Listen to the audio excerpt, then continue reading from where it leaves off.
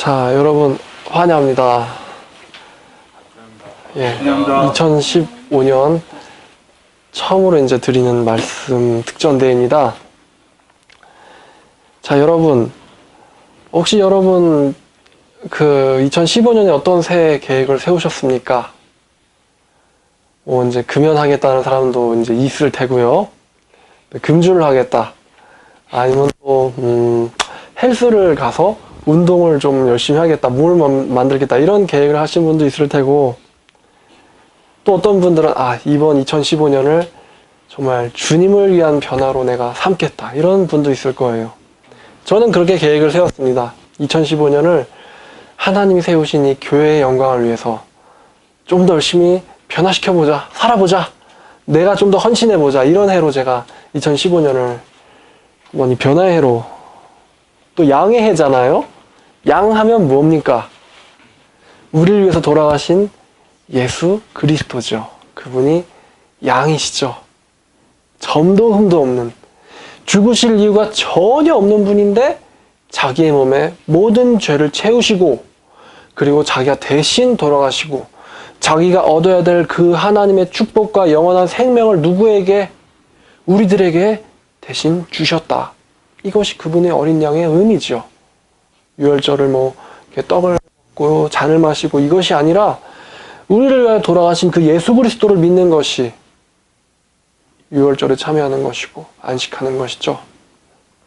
자, 여러분, 제가 한 이틀 전에 어머니랑 같이 국제시장이라는 영화를 봤어요. 보신 분 있나요, 혹시? 보신 분 있으면 손 들어봐요.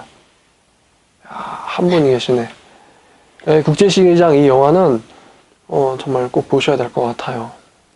무슨 제목이 저래? 이러면 무슨 그 예고편 보면 우와! 이러면서 막 쌀드는 예고 이런 거 나오는데, 쌀드는 거랑은 별로 상관이 없고요. 영화의 시작이 1950년 6.25 전쟁 때부터 시작을 해요. 영화의 시작이. 그래서 영화의 주인공이죠. 황정민 씨가 피난길에 오릅니다. 아주 어렸을 때예요. 그러면서 북한 사람이거든요. 그러니까 이북 사람인데, 북한 사람이 아니라 이북 사람인데, 후퇴할 때, 중공군이 내려와서 국군이 후퇴할 때, 그때 아버지랑 찢어진 거예요. 자기 여동생이랑 아버지랑 찢어지고, 자기는 어머니랑 같이 남한으로 오는데, 그거 보면서 참, 우리나라 역사잖아요. 6.25가. 터지고, 죽고, 찢어지고, 분단되고, 참, 어떻게 한번 정말 전쟁으로 나라가 파탄된 나라 먹여 살려보겠다고 독일에 광부를 보내고, 또 간호사를 보내고, 그래서 광산에서 사고 나서 사람들 죽고, 또 베트남에 참전해가지고, 왜 참전하네? 돈이 없으니까. 나라 먹여 살리려고. 베트남에 또 한국군이 참전해가지고, 또 많은 사람들 저 좀 어렸을 때만 해도 고엽제 때문에 교육제 문제 뉴스에도 많이 나오고, 또 이제 그 영화에서 중요하게 다루는 게 이산가족. 아버지 잃었잖아요, 주인공이. 근데 저 어렸을 때만 해도 텔레비에서 그 이산가족에 대한 방송을 정말 매주 했어요. 그래서 저는 그걸 보면서 전 이산가족이었기 때문에 그냥 아니네. 그냥 전 이러세요. 아니네. 맞네. 엄마, 가족이래. 이렇게 그냥 놀라고 말고 이랬는데, 그 사람들은 그걸 보면서 막, 당사자들은 막, 어머, 오빠! 이러면서 막 우는 거예요, 막. 그게 막 새록새록 기억이 나더라고요. 그래서 결국 그 영화 다 보고 어떤 생각이 제가 딱 들었냐면은, 우리나라가 정말 어떠한 잿더미 가운데서 여기까지 왔는지, 좀 우리 아버지, 그다음에 우리 할아버지들 또 생각이 나더라고요. 그러면서 진짜 막 무슨 김무성 국회의원이 저걸 보고 많이 울었다길래 무슨 정치적인 멘트인가 그랬는데, 저도 그거 보면서 진짜 많이 울었어요. 안 울라 그랬는데 진짜 눈물 많이 났어요. 그래서 요즘 젊은 애들이랑은 전혀 상관없는 얘기 같이 들리겠지만, 우리나라 정말 내전의 피눈물 흘리는 그 이산가족이 있고, 또 나라가 못 살아가지고, 뭐, 파독에 광부 보내고, 간호사 보내고, 베트남에 참전했다 많이 죽고, 그래가지고, 여기까지 온 게 우리나라예요. 그래서 저는 무슨 생각을 하냐면, 여러분, 6.25 전쟁 왜 났습니까? 왜 났어요? 그거 김일성 일으킨 거잖아요. 김일성 누군데요? 그 사람 기독교인이죠. 어머니가 예수 잘 믿는 사람이에요. 북한의 공산주의는 성경에 드러난 메시아 사상에다가 예수님 딱 빼고 거기에 자기가 들어간 게 북한의 공산주의예요. 사도행전에 서로 물건을 나누네. 자기라고 주장하는 사람이 없고, 그 사회를 우리가 한번 실현시켜보자. 그래 놓고 그 사회에다가 메시아 빼고 지가 들어간 게 북한의 공산주의예요. 그러니까, 이건 정말 욕이 나오지만, 한 사람이 성경을 잘못 해석하고, 한 사람이 내가 메시아가 되겠다. 이렇게 결심하는 바람에, 민족끼리 서로 싸우고, 서로 친형제끼리 막 서로 총칼을 겨누고, 친족끼리, 그리고 이산가족이 일어나가지고, 나라가 완전 폭삭망해서, 누구 때문에? 성경을 잘못 이용한 그 한 사람 때문에 나라가 지금도 우리나라가 이 휴전의 아픔을 갖고 있고, 그래서 성경 잘못 해석한 애들은 좀 맞아야, 좀 혼내야겠다. 맞아야 된다. 좀 그런 생각도 하게 되고, 또 이제 선조들이 목숨 바쳐서 지킨 대한민국 한번 정말 잘 일으켜보자. 지금 대한민국 제2의 위기거든요. 뭐가 위기죠? 이제는 그때처럼 막 먹고 살고, 물론 빈부격차도 위기지요. 하지만 뭐가 더 큰 문제냐면, 요즘 사회에서 정말 심한 문제가 다들 속 안에 분을 품고 살아가요. 한국인들끼리. 분을 품고. 그래가지고 너 한번 걸리기만 해봐라. 이번에 그래서 누구 걸리면 그냥 아주 그냥 죽을 때까지 그냥 악플 달고, 이 좁은 땅덩어리에서 한국인끼리 서로 분노를 가지고 살아가요. 그래서 2015년은 좀 이해와 공감과 용서와 양보의 해가 됐으면 좋겠어요. 좀 이해하고, 용서하고, 공감하고, 양보하자. 지금 나라가 아직도 언제 전쟁이 날지도 모르는 휴전 상태인데, 지금 지들끼리 내가 먼저 위에 올라가겠다고 밟고, 너무 아파요, 이게. 그러면 이런 생각을 누가 먼저 해야 되느냐? 기독교인이 해야 돼, 기독교인이. 안 믿는 사람들은 그런 생각 발상을 할 이유가 없어요. 근데 기독교인은 왜 하냐? 예수님이 그랬잖아요. 너희가 대접받고 싶은 대로 먼저 가서 해주라. 그것이 율법이고 선지서다. 기독교인이 먼저 낮춰져서 지금 우리나라가 공멸하게 생겼거든요. 공멸? 지들끼리 치고받아서 공멸하게 생겼는데, 이거를 기독교인들이 이 공멸이 아니라 공생으로 가보자. 양보와 화합과 사랑으로. 예수님께서 우리에게 가르쳐주신 사랑으로 사회 나가서 실천을 하자. 그리고 이런 운동을 좀 기독교인들이 일으켜야 될 것 같다는 생각이 들었어요. 자, 여러분.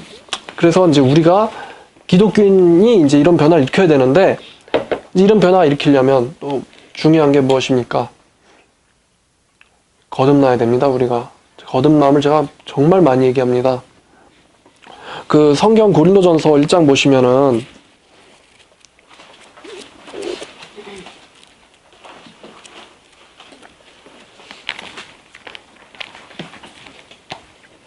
자, 거듭난 사람은 하나님의 말씀을 깨달을 수밖에 없습니다.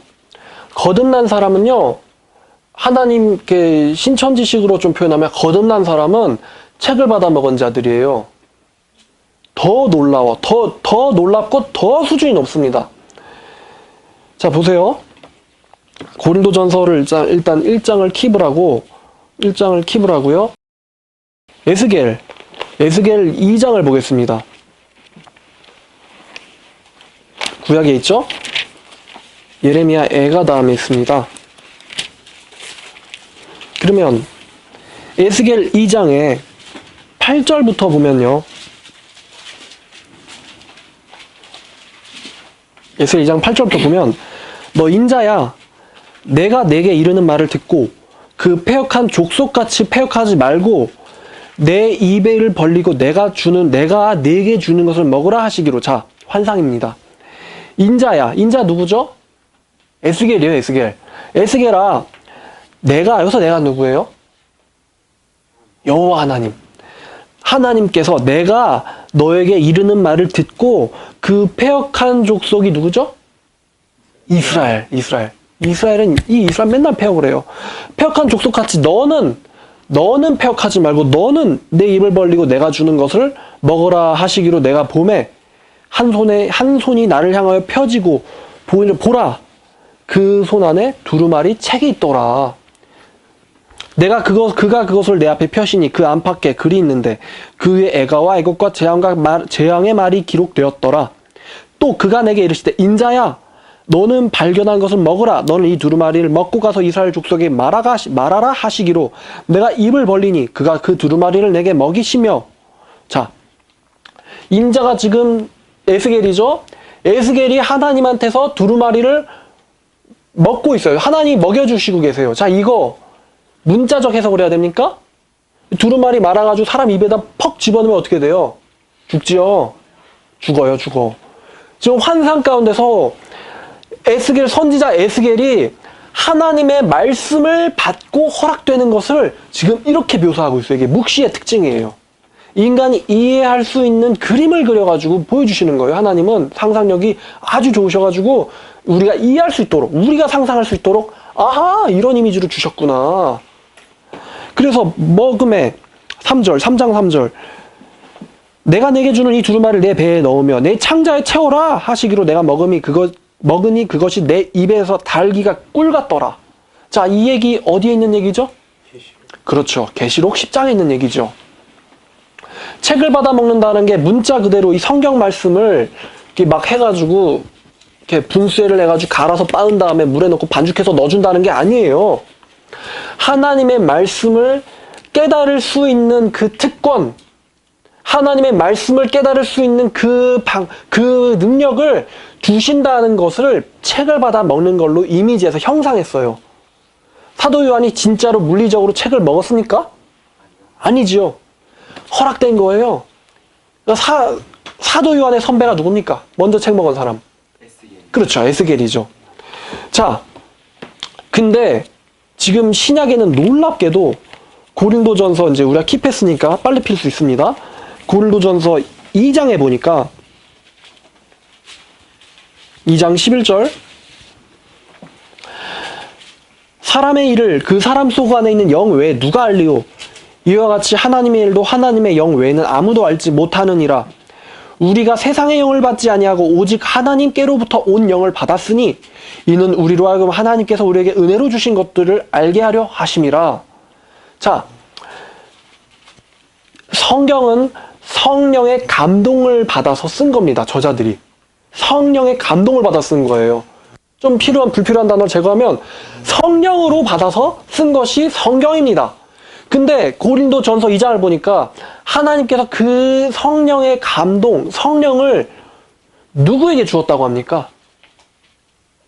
1인칭 복수죠. 우리가 먹었다 그래요. 우리가. 그러니까 지금 다시 제가 뭘 얘기하고 싶은 거냐면 책을 받아 먹은 정도가 아니라 이 책을 쓰신 저자의 영이 우리 가운데로 오셔서 우리 안에 들어오셔서 우리와 함께 거하시고 우리와 함께 사신다. 저자의 영이 우리 안에 내주한다. 이게 지금 사도 바울이 얘기하는 거예요. 맞죠? 네. 책 받아먹는 것보다 더 놀라운 얘기 아닙니까? 자, 한 사람이 받아먹었으니까 우리가 하나님으로부터 온 영을 받았다고 말합니까? 그렇죠. 그래서 저와 여러분들에게는 성경 말씀이 허락된 것입니다. 알기를 허락된 거예요. 우리 모두에게.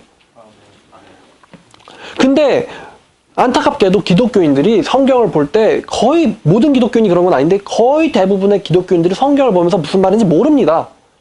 더 심각한 거는 성경을 모르면서도 그것이 이상하다고 느끼는 것조차도 못해요. 그래서 그들이 알기 쉽게 제가 풀어서 얘기할 때 고린도전서 1장을 보면서 자, 고린도전서, 한글 이름으론 고린도전서지만 영어로 보니까 The first letter of Paul to the Corinthians. 그러니까 해석 직역을 하면은 첫 번째 편지, 바울이 쓴 첫 번째 편지, 누구에게? 코린디안스. 고린도인들에게 쓴 첫 번째 편지. 자, 잘 들어보세요. 고린도에 있는 목회자들입니까? 아니면 고린도인들, 고린도에 있는 성도들에게 쓴 겁니까? 성도. 그렇죠. 성도들에게 쓴 거예요. 그래서 1장 1절 2절 하나님의 뜻에 따라 그리스도 예수의 사도로 부르심을 받은 바울과 형제 소스테네는 고린도에 있는 하나님의 교회 곧 그리스도 예수 안에서 거룩하여지고 성도라고 부르심을 받은 자들과 또 각처에서 고린도뿐만 아니라 각처에서 우리의 주 곧 우리의 주 대신 예수 그리스도의 이름을 부르는 모든 자들에게 편지하노니 하나님 우리 주 아버지와 주 예수 그리스도로부터 은혜와 평강이 너희에게 있기를 원하노라. 자, 누구에게 썼습니까? 책 받아 먹은 자 한 명에게 썼습니까? 뭐 특정 교주에게 썼습니까? 아니면 성도들에게 썼습니까? 성도들. 그렇죠. 성도들에게 쓴 겁니다. 성경은 성도들에게 쓴 거예요. 목회자들에게 쓴 게 아니라 성도들에게 쓴 겁니다. 그래서 성경은 성도에게 쓴 것이다. 이게 엄청난 사실이에요. 근데 이거를 보면서도 이상하다고 느끼지 않는다는 게 정말 이게 미혹의 영이 아닌가.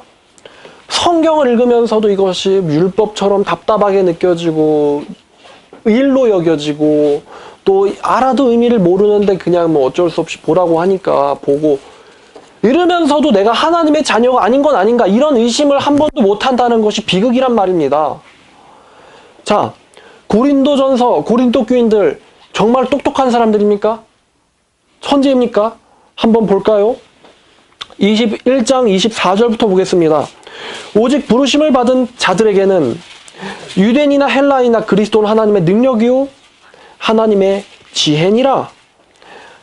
하나님의 어리석음이 사람보다 지혜롭고 하나님의 연약하심이 사람들보다 강하니라. 이 어리석음이 뭐죠? 십자가라 그랬어요. 무식한 십자가.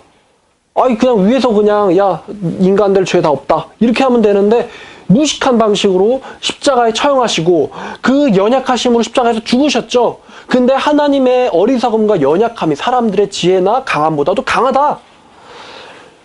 유대인은 표적을 구하고 음란한 세대가 표적을 구하나 요나의 표적 외에는 보여줄 것이 없도다. 요나의 표적 주는 거죠. 3일간. 유대인은 표적을 구하고 헬라인은 지혜를 찾는데 우리는 십자가에 못 박히신 그리스도를 전파하니 이것이 유대에게는 걸리는 것이요 거리끼는 것이요 이방인에게는 미련한 것이로되 오직 부르심을 받은 자들에게는 그러니까 우리에게는 그리스도가 하나님의 능력이요 또 하나님의 지혜니라. 형제들아 너희는 너희들의 부르심을 보라. 너희들 가운데서는 육체를 따라서 지혜로운 자가 많지 아니하며 또 능력을 가진 자가 많지 아니하며 문벌 좋은 자도 많지 아니하도다. 그러나 하나님께서 세상에 미련한 것들을 선택하사 지혜 있는 자들을 부끄럽게 하려 하시고 세상의 약한 것들을 선택하사 강한 것들을 부끄럽게 하려 하시며 하나님께서 이 세상에서 천한 것들과 멸시받는 것들과 없는 것들을 선택하사 있는 것들로 자랑하는 것들로 패하려 하시나니 이는 아무 육체도 하나님 앞에서 자랑하지 못하게 하려 함이라. 그러므로 기록된 바와 같이 31절 자랑하는 자는 주님을 자랑하라. 자, 고린도 교회 똑똑한 사람들 많았습니까? 문벌이 좋은 사람 많았습니까? 능한 자들 많았습니까? 아니지요. 성경을 보니까 아니에요. 그럼 이 사람들이 사도 바울의 성경을 보고는 뭐야 이거 그냥 뭐라고 써있나 보다. 그냥 뭐 보랬대. 한번 봐. 이랬어요? 아니면 이 말씀을 뭐 후회하고 회개하고 깨달았을까요? 깨달았죠. 고린도 그 증거는 고린도 후서에 있어요. 고린도후서 왜 써졌는지 아세요? 바울이 고린도 전서에서 하나님의 진리를 너무 강력하게 전한 나머지 고린도 교회 성도들이 이 바울의 책망을 듣고는 슬퍼한 거예요.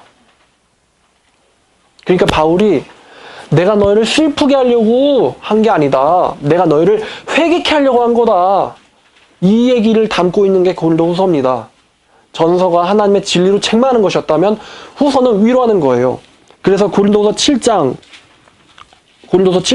펴시고 8절을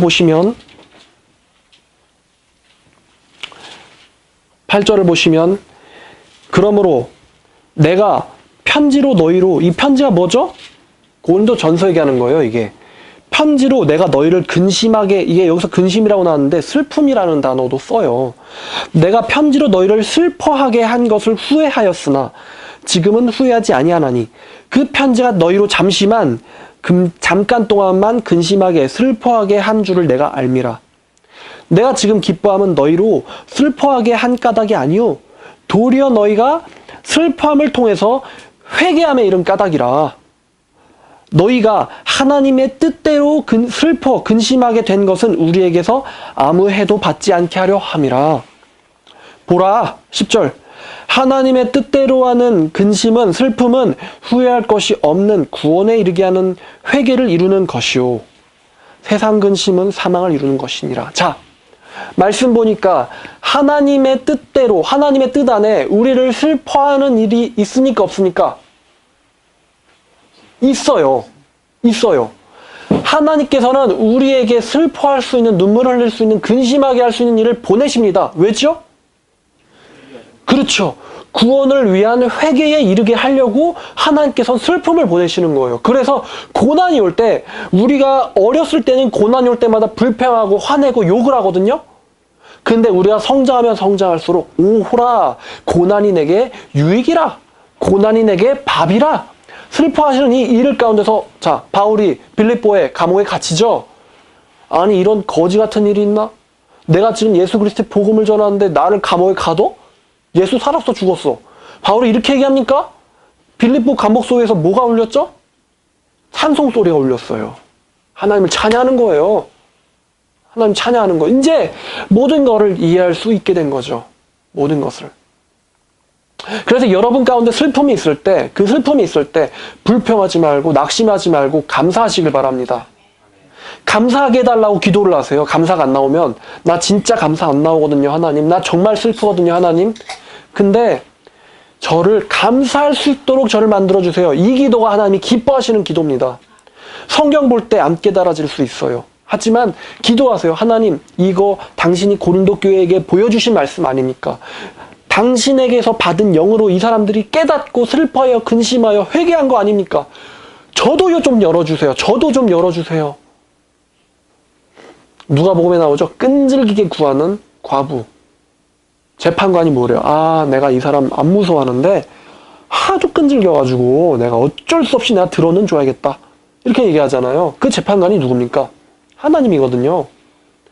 하나님을 불의한 재판관에 비교를 했어요. 하나님 불의하십니까? 안 불의하죠. 우리가 그런 기도하기를 하늘에서 귀를 그냥 있는 힘껏 열어놓고 우리를 보고 계세요. 우리 아버지는. 제발 나에게 말씀을 열어달라고 기도를 해라.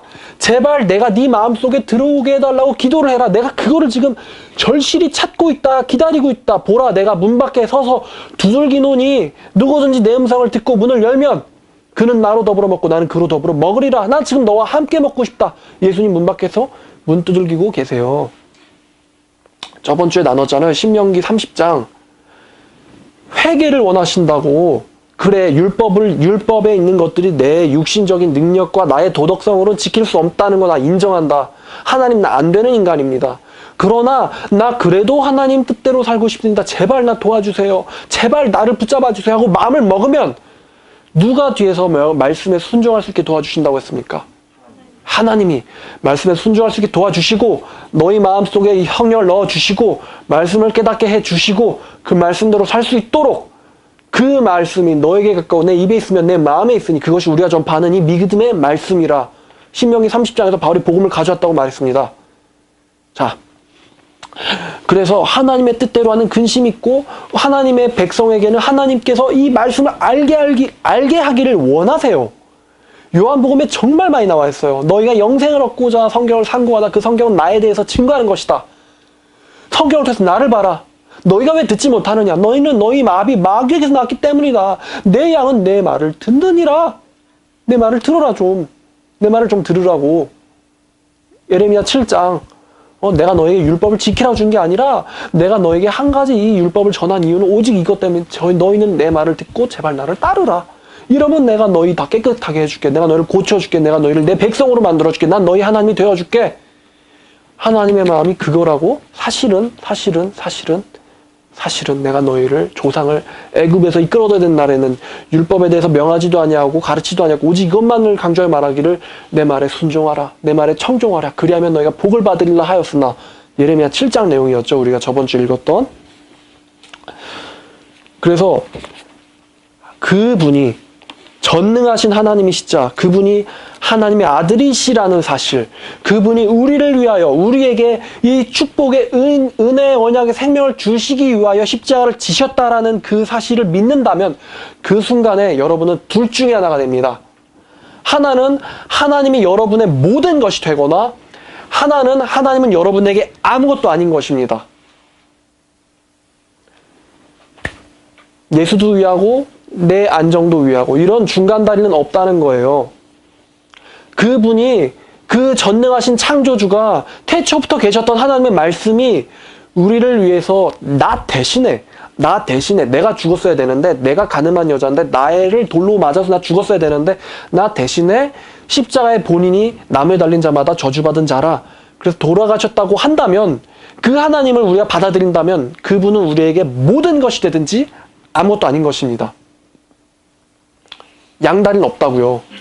예수 믿으면서. 누가복음 14장 26절 보시겠습니다. 사실 지식이 중요한 게 아니죠. 이런 게 중요한 거죠. 누가복음 14장 26절 25절부터 봅니다. 수많은 무리가 예수님과 함께 갈새 예수께서 돌이키사 그들을 보시며 이르시되, 무릇 나에게 오는 자가 자기 부모와 처자와 형제와 자매와 심지어는 자기의 목숨도 미워하지 아니하면 그는 능히 내 제자가 되지 못하며, 누구든지 자기 십자가를 지고 나를 따르지 못하는 자도 능히 내 제자가 되지 못하리라. 자, 제자 아무나 되는 겁니까? 예수가 모든 것이 되시던가 아무것도 아닌 겁니다. 모든 것이 되신 사람만 예수님의 제자가 된다고 지금 예수님 얘기하고 있어요. 예수님의 말이에요. 제 얘기가 아니라, 사도의 말이 아니라 예수님의 말이에요. 이게 너희 중에 누가 망대를 세우고자 할진대 자기가 가진 것을 그 준공하기까지 족할는지 먼저 앉아서 그 비용을 계산하지 아니하겠느냐. 비용은 믿음입니다. 믿음. 그렇지 아니하면 기초만 쌓고 능히 이루지 못하여 보는 자가 비웃어 이르되 이 사람이 공사는 시작하고 능히 이루지 못하였다리라.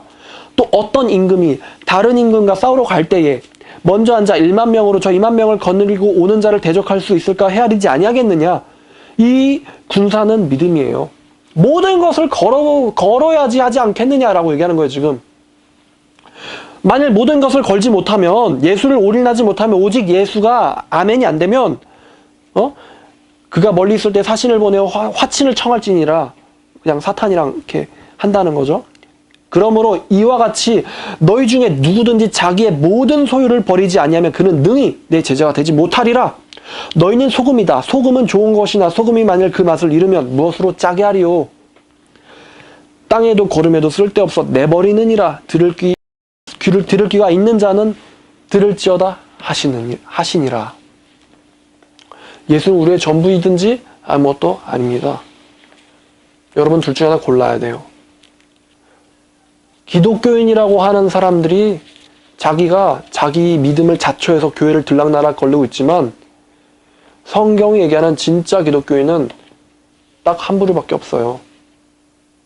교회 안에 멸망의 문이 활짝 열려 있습니다. 교회 다닌다고 천국 간다고요? 아니에요.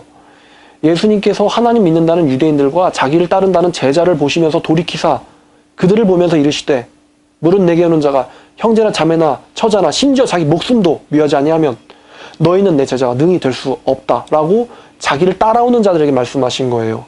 그렇죠? 자, 제가 그래서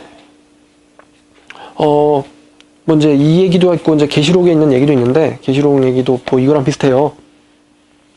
계시록의 그 적그리스도장이 요한복 그 계시록 13장이에요. 13장, 14장. 그러면은 뭐 이거 이런 건 항상 명심하면 좋으니까 또 봐요. 계시록 13장은 적그리스도에 대한 장입니다. 이 적그리스도가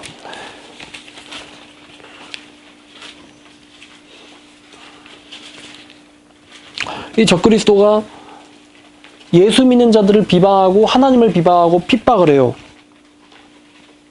근데 계시록 13장 7절을 보니까 그 적그리스도가 권세를 받아서 성도들과 싸워서 이기게 되며 누구에게 권세를 받습니까? 욥기 보면은 욥을 괴롭힐 권세를 사탄이 누구에게 요청하죠? 하나님에게 요청하죠.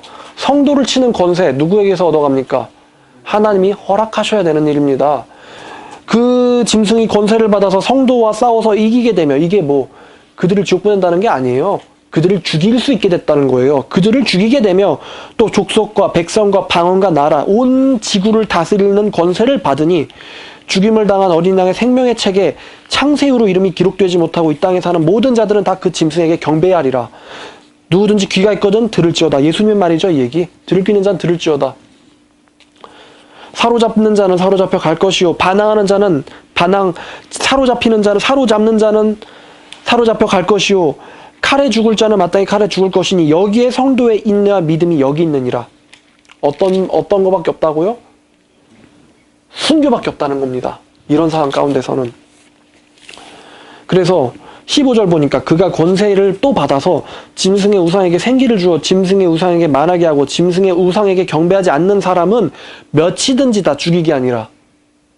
자, 북한 같은 나라에서 김정일, 김정은 숭배하기를 싫어한다. 그럼 뭐 그 사람이 한 명 있다. 그럼 공개 총살하겠죠? 그럼 뭐 1000명 있다. 1000명 너무 많다. 1000명 다 죽이면 우리한테 손해다. 안 죽이나요? 아니요. 지금 정치범 수용소에 몇 명이 갇혀있죠? 제가 알기로 엄청나게 몇만 명, 몇십만 명이 갇혀있는 걸로 알고 있거든요. 몇이든지 다 죽이도록 하니라. 아주 잔인한 걸 얘기하는 거죠. 이렇게 많은데 설마 다 죽이겠어? 아니라는 겁니다. 사탄의 잔인함은 끝이 없어요. 자, 그러면은 짐승의 형상에게 경배한 사람은 어떻게 되는 것입니까? 14장 봤더니 14장 10절 11절 그도 하나님의 진노의 포도주를 마시리니 자 거룩한 천사들 앞과 어린 양 앞에서 불과 유황으로 고난을 받으리니 그 고난의 연기가 영원히 올라가리로다. 그 짐승과 그의 우상에게 경배하고 그의 이름표를 받는 자는 누구든지 밤낮 쉼을 얻지 못하리라 하더라. 성도의 인내가 여기 있으니 그들은 하나님의 계명과 예수에 대한 믿음을 지키는 자니라. 자, 이거 우리 앞에 일어날 미래의 종말을 예언한 것이죠. 이때 준비해야 될 믿음이 어떤 믿음입니까? 나 그냥 교회 다니는데요? 성경 안 봐도 괜찮아요? 저 교회 다니는데요? 교회 다녀요. 이런 믿음입니까? 아니면은 모든 것을 걸고서라도 예수 한 분만을 내 주님으로 모시겠다고 하는 그 진짜 믿음입니까? 말세에 준비해야 될 것은 진짜 믿음이죠. 계시록도 얘기하고 예수님의 얘기도 말씀도 이야기합니다. 계시록의 얘기는 결국 우리가 어떠한 준비를 해야 어떠한 자로서 성도로 발견되어야겠느냐라는 걸 얘기하는 거지. 과천에서 지들끼리 파벌 싸움이 있었다. 근데 그 파벌 싸움에서 보리석대는 누구고 미란대는 누군데 이런 얘기를 하는 게 아니라고 계시록이 얘기하고 있어요. 그래서 이제 아브라함의 믿음, 오늘 서론이 굉장히 이런데 우리가 보고 싶은 게 아브라함의 믿음이에요. 창세기 22장에 우리가 저번 주에 언약 신약을 조금 얘기했는데 언약 신약 아브라함 그 창세기 22장 보면은 유명한 아브라함 이삭 번제 사건이 나오죠. 22장에 아브라함이 이삭을 번제로 드리는 사건이 나오는데 그 일 후에 1장부터 1절부터 보니까 하나님이 아브라함을 시험하시려고 그를 부르시되 아브라함아 하시니 그가 이르되 내가 여기 있나이다. 여호와께서 이르시되 내 아들 내 사랑하는 독자 이삭을 데리고 모리아 땅으로 가서 내가 네게 일러준 한 산 거기서 그를 번제로 드리라. 자, 하나님께서 아브라함에게 명령을 하셨어요. 근데 명령의 내용을 보니까 이삭을 드리고 가서 번제로 드려라. 이런 얘기였어요. 근데 만약에 여러분에게 하나님께서 이러한 명령을 주셨다고 생각해봐요. 물론 이제 우리 가운데는 결혼한 사람이 별로 없지만 너의 독자 아들 이삭을 데리고 모리아 땅으로 가서 그를 번제로 드려라. 그러면 이제 아마 우리는 이제 아마 이렇게 반응하겠죠? 아마 이제 요즘 이제 21세기 버전에서 하나님께서 이 말씀 했다고 그래봐요. 그리고 이제 요즘 애들 다 이제 이러고 있잖아요. 이러고. 막 이러고는, 막 이러고 있잖아요. 막, 오늘 어땠어? 저땠어? 막 이러는 거예요.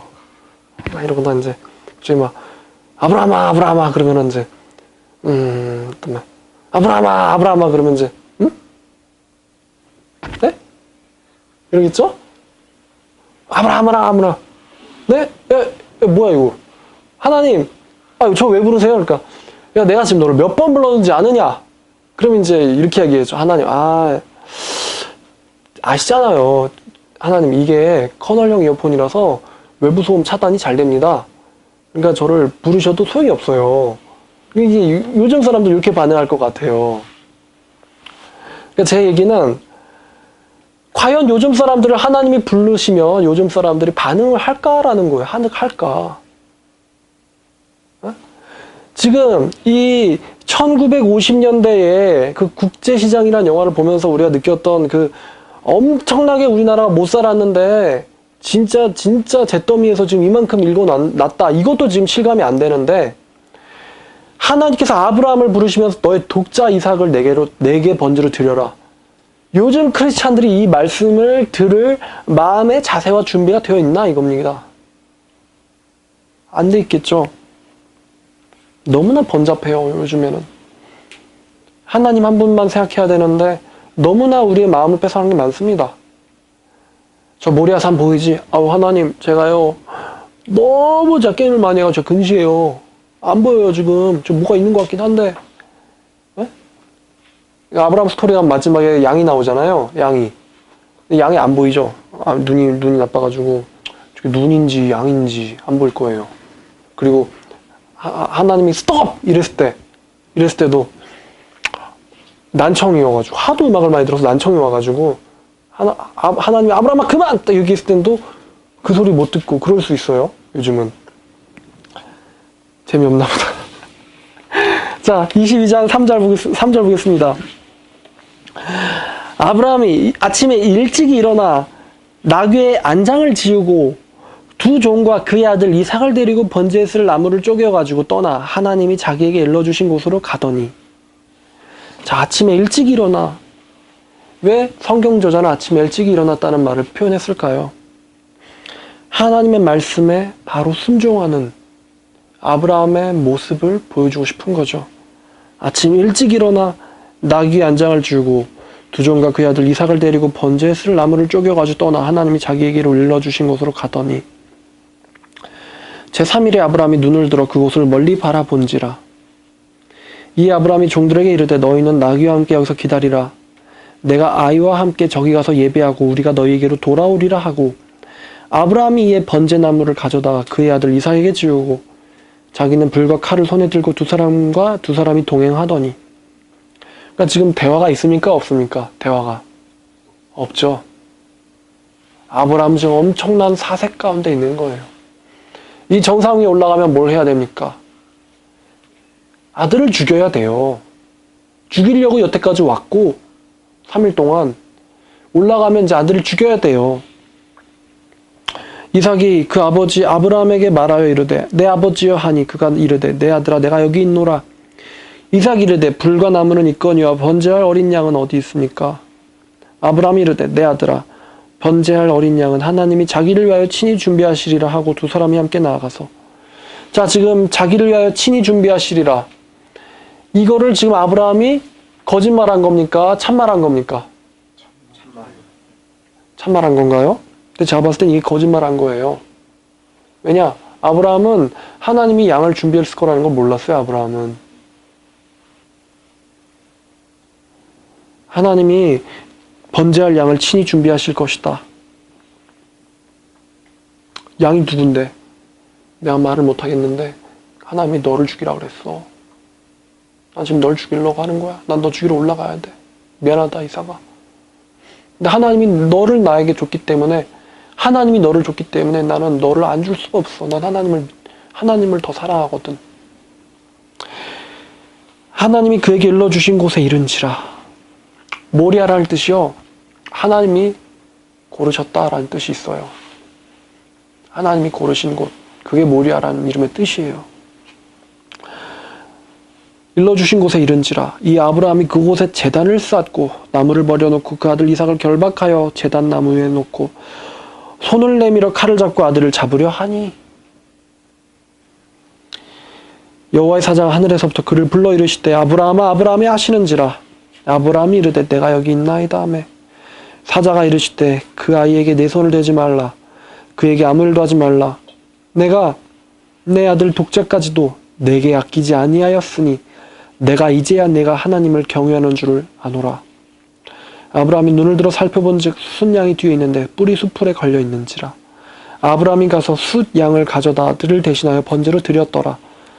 아브라함이 그 땅의 이름을 여호와 이레라 하였으므로 오늘날까지 사람들이 이르기를 여호와의 산에서 준비되리라 하더라. 여호와의 산에서 보여지리라 하더라. 여호와의 산에서 보여지리라. 양이 죽은 이 사건이 여호와의 산에서 골고다의 언덕에서 보여질 것이다 라는 뜻입니다. 여호와의 사자가 하늘에서부터 두 번째 아브라함을 불러 이르시되 여호와께서 이르시기를 내가 나를 가리켜 맹세하노니 내가 하나님이 이르기를 내가 나를 가리켜 맹세하노니 네가 이같이 행하여 이같이 뭡니까? 이같이 행하여 내 아들 내 독자를 아끼지 아니하였은즉 내가 너에게 큰 복을 주고 내 씨가 크게 번성하여 하늘의 별과 같고 바다의 모래와 같게 하리니 내 씨가 그 대적의 성문을 차지하리라. 원수의 성문을 박살내는 거죠. 내가 너에게 원수의 모든 권세를 제어할 권세를 주노니 아무도 너희를 막을 자가 없으리라. 땅 끝까지 내 증인이 되리라 라고 하셨죠. 예수님이. 원수의 모든 권세를 제어할 권세. 원수가 막을 수 없다는 거예요. 이단이 막을 수 없다는 겁니다. 불신이 막을 수 없다는 거예요. 믿음이 있는 자 앞에서는 내가 너에게 그 권세를 줄 테니 너는 원수의 성문을 차지할 것이다. 성문은 방어용이죠. 다 뚫고 들어가 버릴 거다라고. 너는 뚫고 들어가서 그 사람 속에 있는 사단을 쫓아내고 네가 승리할 것이다. 내가 너와 항상 함께 있으리라. 내 씨로 말미암아 천하 만민이 복을 받으니 이는 네가 나의 말을 준행하였음이라 하셨다 하니라. 이 아브라함이 그 종들에게로 돌아가서 함께 브엘세바에 이르러 거기 거주하였더라. 자, 이게 아브라함의 믿음이죠. 아브라함이 하나님을 믿음에 하나님께서 그것을 의로 여기셨도다. 이 말씀에 나오는 아브라함의 믿음이 어느 정도인지를 진짜 적나라하게 보여준 사건이 이 22장 이삭 번제 사건이에요. 아브라함 믿음이. 근데 더 충격적인 사실은 로마서로 갑니다. 로마서로 가면요 4장에 12절에 이런 얘기가 나와요.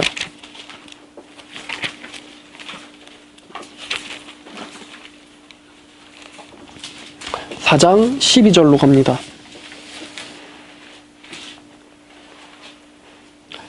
또한 할례자의 조상이 되었나니 곧 할례받은 자뿐에게 할례받을 자뿐만에게 아니라 우리 조상 아브라함이 무할례 시에 가졌던 그 믿음의 발자취를 따르는 자들에게도 그러하니라. 이 복이 뭐죠? 11절에 나와 있죠. 중간부터 보니까 이는 무할례자로서 믿는 모든 자의 조상이 되어. 누가요? 아브라함이 믿는 자의 조상이 되어 그들도 하나님께서 그의 믿음을 의로 여기셨도다. 그들도 의로 여기심을 얻게 하려 하였느니라. 그들이 누군데요? 우리 얘기하는 거죠. 믿는 우리를 얘기하는 거예요. 우리도 믿는 믿음으로 말미암아 의로 여기셨다함을 얻게 하려 하심이라. 그래서 이러한 믿음을 가진 발자취를 따르는 사람들에게도 아브라함에게 그 임했던 그 복을 준다는 거예요. 그리고 13절에 보니까 아브라함이나 그 후손에게 세상의 상속자가 되리라고 하신 언약은 율법으로 말미암은 것이 아니요 오직 믿는 믿음의 의로 말미암은 것이니라. 만일 율법에 속한 자들이 상속자라면 내가 내 행위로 의롭다 여기심을 내가 쟁취하는 거예요. 그런 사람들이 천국의 상속자라면 믿음은 헛것이 되고 이 약속이 뭔데요? 새 언약이잖아요. 새 언약은 파기되느니라. 율법은 진노를 이루게 하나니 율법이 없는 곳에는 범법도 없느니라. 그러니까 우리가 율법 때문에 하나님의 진노 아래 있었고 우리가 율법으로 인해서 죄인으로 드러났죠. 그런데 그 죄인으로 드러난 것 때문에 도리어 뭐가 있게 됐냐면 은혜가 있게 됐어요. 은혜가. 그러므로 상속자가 되는 것이 은혜에 속하기 위해서는 믿음으로 되나니 이는 그 약속을 어떤 약속인데요? 아브라함에게 준 약속이잖아요. 아브라함에게 그 준 약속을 그 믿는 모든 후손들에게 또 씨들에게 굳게 하려 하심이라. 확증해 주려고 한다는 거죠. 우리에게 확증해 주려고 한다는 거죠. 기록된 바 하심이라. 그래서 율법에 속한 자뿐에게 아니라 아브라함이 가졌던 아브라함의 믿음에 속한 자에게도 그러하니 아브라함은 우리 모든 사람의 조상이라. 자, 제가 무슨 얘기를 하고 싶은 거냐면은 우리가 예수를 믿습니다라고 하는 그 믿음은요, 누구의 믿음이냐면 아브라함의 믿음이에요. 어떤 믿음입니까? 모리아 산에서 자기 생명보다도 더 소중한 자식을 하나님에게 주려고 했었던 그 믿음이 우리가 얘기하는 예수 믿습니다는 믿음이에요. 저 교회 다니는데요? 이게 아니라는 겁니다. 완전 잘못 가르쳐지고 있어요, 지금. 말은 같지만. 그래서 17절에 기록된 바 내가 너를 많은 민족의 조상으로 세웠다 하신과 같으니 그가 믿은 바 하나님이 죽은 자를 살리시며 누군데요? 죽은 자가 누가 죽을 뻔했는데? 이삭이 죽을 뻔했잖아요. 죽은 자도 살리실 것이며 없는 것도 뭐가 없었는데요? 아들이 없었잖아요. 없는 것도 있는 것처럼 부르시는 이 시신이라. 누군데? 하나님이잖아요. 그래서 아브라함이 바랄 수 없는 중에 바라고 믿었으니, 예? 아브라함 100살이고 사라 90살일 때 내 후손이 이같이 많으리라 하신 말씀대로 많은 민족의 조상이 되게 하려심이라. 그러니까 믿었다는 거죠, 아브라함이. 내가 100살인데 내 후손이 별처럼 많다고요? 아이고, 참 하나님이 노망이 들리셨나. 이런 게 아니라는 겁니다. 믿었다는 거예요. 그가 100세가 되어 자기 몸이 죽은 것 같고 사라의 태가 죽은 것 같음을 알고도 믿음이 연약하여지지 아니하고 믿음이 없어서 하나님의 약속을 의심하지 않고 오히려 믿음이 견고하여져서, 그러니까 가능성이 없어지고 더 없어지는데 뭐는 더 강해졌다고? 믿음은 더 견고하여져서 하나님에게 영광을 돌렸으며 약속하신 그것, 독자, 후손을 능히 이루실 줄을 확신하였으니 그러므로 그것이 그에게 의로 여겨졌느니라. 이제 그가 누구죠? 헷갈릴까봐 지금 물어보는 거예요. 그가 누구죠? 아브라함이에요, 아브라함. 아브라함에게 의로 여겨졌다라고 기록된 것은 아브라함만을 위한 것이 아니요 의로 여기심을 받을 우리도 위함이니. 왜요? 아브라함이 갖고 있었던 그 믿음을 갖고 있기 때문에 우리를 위함이니 곧 예수 우리 주를 죽은 자 가운데서 살리신 이를 믿는 자니라. 자들이니라. 예수는 우리의 범죄 때문에 십자가에 내줌이 되셨고 또 우리를 의롭다 하시기 위하여 살아나셨느니라. 여기서도 교환이 일어나는 거죠. 우리의 죄악 때문에, 우리의 범죄 때문에 내줌이 되었고, 십자가에 내줌이 되었고, 우리의 의롭다 하심을 위하여 부활하셨다. 그래서 죽음은 우리에게 역사하나 생명은 너에게 역사하느니라. 이게 또 어려운 얘기죠? 근데 이해할 수 있어요, 나중에는. 자, 그래서 히브리서 11장 말씀을 마지막으로 이제 보고 마치려고 하는데요. 11장 17절부터 읽겠습니다. 17절부터. 아브라함은 시험을 받을 때에 믿음으로 이삭을 드렸더니 그는 약속들을 받은 자로 돼 그 외아들을 드렸느니라. 외아들을 드렸느니라. 독자 이삭을 드렸느니라. 그에게 이미 말씀하시기를 너의 자손이라 칭할 자는 이삭으로 말미암으리라 라고 하셨은즉, 그러니까 네 후손은 이스마엘에서 나오는 게 아니고 이삭에게 나올 거다라고 약속하셨은즉, 그가 아브라함이 하나님께서 능히 이삭을 죽은 자 가운데서 다시 살리실 줄로 생각한지라. 이게 생각한지라, 이게 뭐 했다는 거죠? 믿었는지라예요. 비유컨대 그는 죽은 자 가운데서 도로 돌려받은 것이니라. 독자를. 그래서 우리가 이 믿는 믿음은 아브라함의 믿음인데, 그 아브라함의 믿음은 자기 모든 것조차도 모리아 산에서 하나님께 드릴 수 있는 그 믿음이라는 것이고, 그 믿음을 통해서 하나님이 아브라함을 의롭다라고 하셨고 복을 주셨고 언약을 하셨고, 그 언약이 지금 그 동일한 예수님에게 모든 것을 바칠 수 있는 그 사람들에게 그 동일한 언약과 축복과 그 약속들이 동일하게 해당된다. 이게 로마서 4장의 이야기입니다. 그러니까 우리의 믿음은 아브라함의 믿음이에요. 그렇죠? 그래서 이제 말씀 마무리하고 마치려고 하는데요. 여러분, 제가 정말로 부탁하는 것은, 정말 저는 이거 좀 매번 얘기하거든요.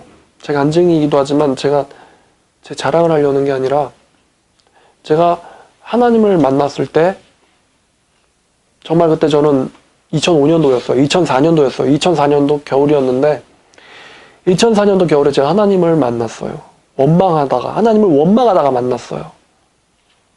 원망하다가 하늘 향해서 삿대질하면서 당신 나와보라고 원망을 하다 만났어요. 근데 아까 우리가 읽었는데 고린도서 보니까 하나님의 뜻대로 하는 슬픔이 있다고 했잖아요, 말씀에. 그거는 무엇을 위한, 회개에 이르게 함으로 구원을 위한, 그쵸, 구원을 위한 회개에 이르게 한다. 그러니까 제가 슬픈 일을 당했는데 이게 왜 이렇게 된지 모르겠어가지고 하나님을 원망했다고요. 왜 이렇게 되냐고. 근데 이제 그리고 나서 너무 마음이 공허해서 죽어야겠다. 근데 이 성경 한번 읽어보고 이 성경에서 진리가 나오면 살고 나 안 나오면 죽을 거다라고 생각하고는 성경을 봤다고 제가 그렇게 봤어요. 그래서 성경을 보다 보니까 내 믿음이, 나 모태신앙인데 그동안 제가 갖고 있었던 이 믿음이 성경이 얘기하는 믿음이 아니네. 내가 믿는다고 했던 그 예수 믿는 게 성경이 얘기하는 믿는 자들의 삶이 아니네. 뭐지? 뭔가 잘못됐는데? 내 믿음은 가룟 유다의 믿음이었구나. 예수님 등을 보면서 은전 30이라면 예수님을 죽일 수도 버릴 수도 있는 하나님을 이용하는 믿음. 하나님을 위해서라고는 하지만 실상은 자기 성공과 안락과 자기의 쾌락과 죄를 추구하는 믿음. 그게 내 실상이었구나. 이거 발견하고 완전히 깨지고 터졌어요. 그때부터 성경을 읽는데 저는 잘 안 울거든요. 근데 그때부터 성경 읽을 때마다 막 울면서 울었어요. 울면서 성경을 읽었어요. 그래서 되게 이제 제가 그 도서관인데 아마 도서관 제 앞에 있는 사람들 되게 웃겼을 거예요. 웬 새파랗게 젊은 20대 23살이니 아니야 21살이구나. 21살 겨울이니까요. 그때 2005년 4년도에 2004년도 겨울 12월부터 웬 커다란 애가 앞에 휴지를 이렇게 쌓아놓고는 막 찍찍 뽑으면서 성경을 보고는 막 이러고 있으면은 그 이제 앞에 이제 칸막이 넘는 곳이었거든요. 도서관에 칸막이 넘는 곳이었으니까 앞에 사람들이 5명 앉아 있잖아요. 하나 둘 셋. 그러면 걔네들이 이제 공부하다가 옆에서 막 훌쩍거리면 한국 사람들은 또 무관심한 척해도 남들이에는 되게 관심이 많잖아요. 뭐냐 얘 미친놈이다. 위험하다 얘. 성경을 보면서 저 뭐 종교 경전 같은데 성경을 보면서 다 큰 애가 운다. 저건 정말 위험해 이거.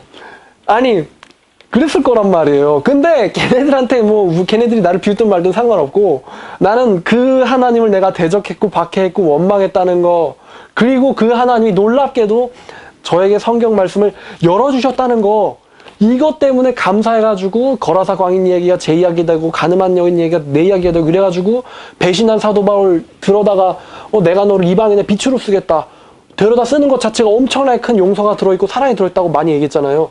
그게 내 이야기가 되고 그래가지고 이러고 막 성경을 계속 이러고 읽었어요. 막 휴지로 닦으면서. 그랬을 때가 언제냐? 신학교 들어갈 때가 아니었습니다. 신학교는 제가 2007학번이에요. 그 사건이 있었을 때 2004년도 12월이었고요. 성경 여러분이 보실 수 있습니다. 여러분도 하나님께서 에스겔과 사도 요한에게 말씀하신 것처럼 인자야, 내가 너에게 내 말을 주겠다. 가서 이것을 먹어라. 이것을 먹고 너만큼은 반역하지 말고 너만큼은 나를 이해해주고 너만큼은 나의 일을 감당해 주어라. 이 마음 심정 여러분도 가능하고 여러분도 할 수 있습니다. 그때부터 제가 성경을 하루에 8시간 40장씩을 봤어요. 매일매일. 그 정도는 안 되더라도 반의 반도 할 수 있습니다. 하면은 분명히 하나님께서는 그 누구보다도 우리에게 말씀 넣어주시기를 원하는 분이거든요. 성경이 여러분 안에서 열릴 것입니다. 안 열리면요, 하나님 멱살이라도 잡아요, 좀. 하나님, 나 이거 안 열리면 나 죽어요. 나 지금 인생에 답도 없어요. 하나님, 나 정말 당신의 자녀로 살고 싶어요. 나에게 비전을 주세요. 사명을 주세요. 내가 가야 할 길을 알려주세요. 내가 뭘 위해서 살아야 할지를 가르쳐 주세요. 하나님이 여러분보다 여러분 길을 더 걱정하시고 더 잘하세요. 그러니까 이번 2015년도 새해는 하나님 멱살을 좀 붙잡는 새해가 되기를 바라요. 말씀 달라고. 사람이 떡으로만 살 것이 아니요 하나님의 입에서 나오는 모든 말씀으로 사느니라. 누구보다도 주시고 싶어 하시는 분이 우리 아버지십니다. 자, 새해는 말씀 전심전력 하시고요. 정말 여러분들이 말씀, 나 1시간 봅니다. 2시간 봅니다. 할 때마다 저 진짜 기뻐요. 정말로 기뻐요. 이 사람도 하나님 만지고 있네. 이러면서 진짜 속으로는 정말 전 내심 기뻐해요. 그러니까 우리 한번 정말 성경으로 이기고 성경으로 변화되는 말씀 특전대 되도록 2015년도에 자, 기도하십시다. 하나님 아버지, 당신의 뜻을 깨닫게 하시려고 오셨습니다. 십자가 지셨습니다. 주님, 사랑합니다. 정말 하나님 아버지가 우리를 사랑하시는 것에 1000분의 1, 10,000분의 1도 안 되겠지만 주님 사랑합니다. 또 사랑하고 싶습니다. 주여, 붙잡아 주소서. 정말 우리 인생을 구해 주소서. 어떻게 보면 정말 버러지 같은 인생인데 주님께서 건져주셔서 새롭게 하셔서 당신을 위한 엄청난 유용한 사람의 생명을 살리는 영혼의 도구로 우리를 이끌어 주소서. 감사드리며 우리를 구원하사 말씀을 주시고 깨닫게 해주시고 우리와 항상 함께 계시는 예수 그리스도 이름으로 기도드렸습니다. 아멘.